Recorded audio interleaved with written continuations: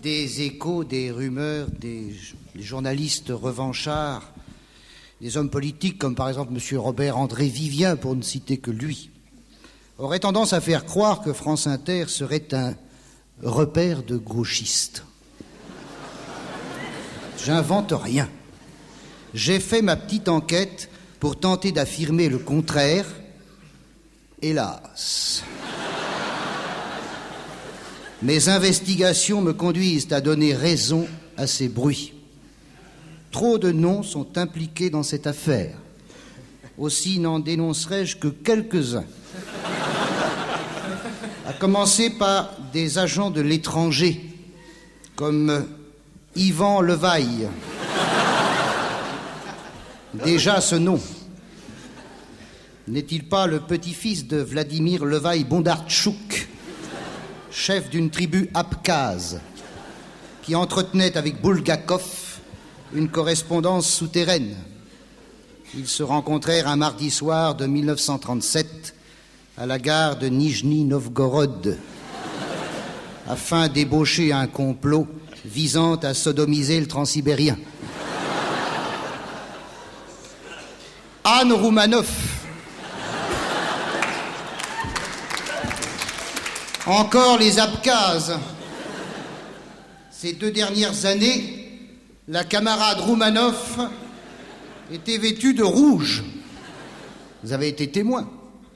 La chute du communisme devient flagrante. Anne Roumanoff s'habille en noir, symbole de l'anarchie. Sous des dehors de petites bourgeoises bien pensantes, la Roumanoff cache une passionnariat délurée, disant à qui veut l'entendre qu'il faut changer de régime.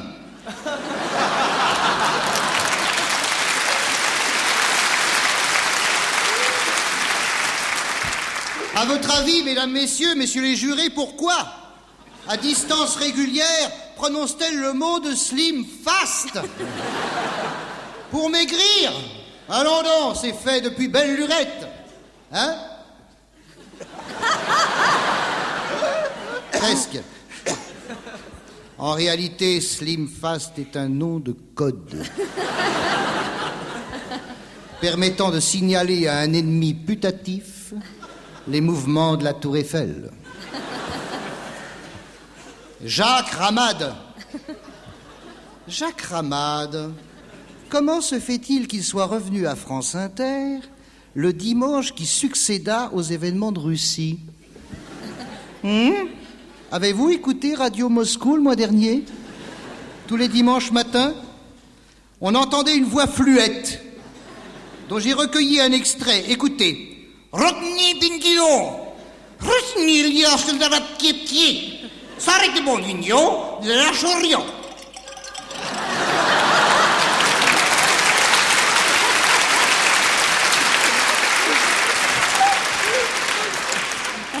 Jean-Jacques Vanier. Sa chronique dominicale commence par « Bonjour,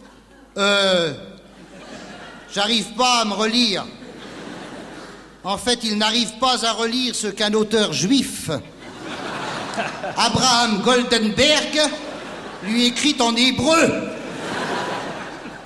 D'où vient l'argent, mesdames et messieurs les jurés, qui finance les traites de sa quatrelle pourrie?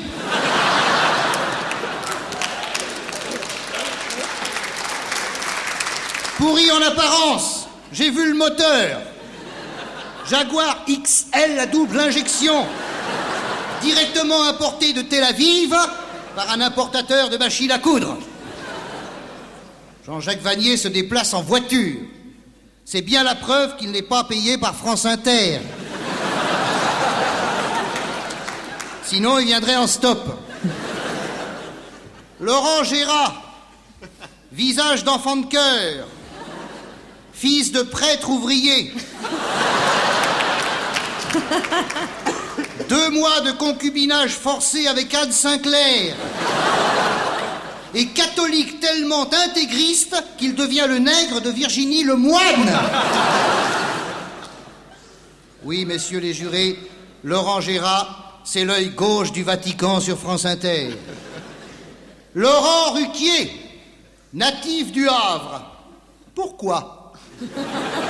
Parce qu'il sort tout droit d'un sous-marin nucléaire. Regardez sa tête. Ah, je te remercie.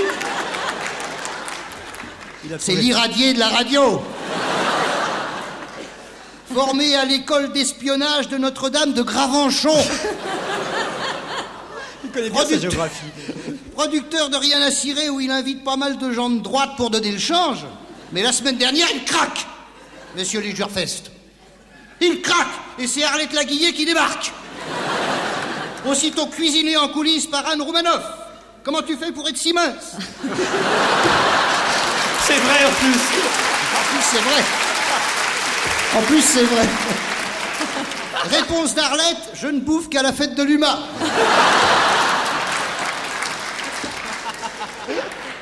Et alors, aujourd'hui, c'est le bouquet. Jacques Chancel.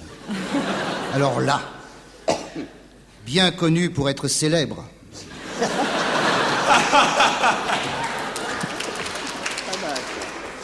Le temps nous est imparti.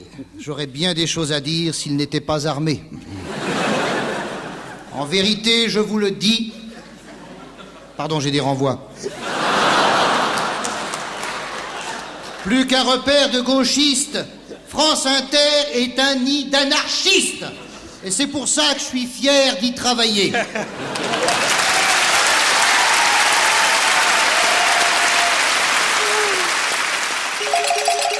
Nouveau coup dur pour Henri Lecomte. Il s'est démis l'épaule en tournant les pages de l'Équipe.